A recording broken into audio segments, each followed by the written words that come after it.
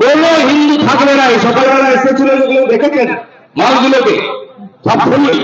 সুফিয়ান একটা খুনি, যেগুলো প্রথমে মামলার আসামি, 7.5 বছর জেল কেটেছে।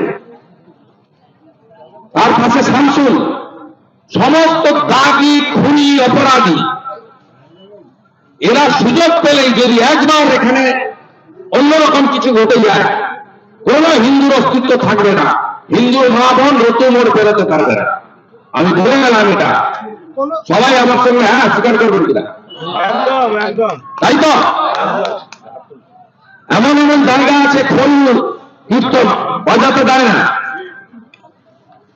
এবং এখনো এই বাজারে স্বাধীনতার এতদিন পরে গড়চক্র এরিয়াতে জালপাইতে 150টা হিন্দু ভোটার ভোট দিতে দেয় না কোনোদিন।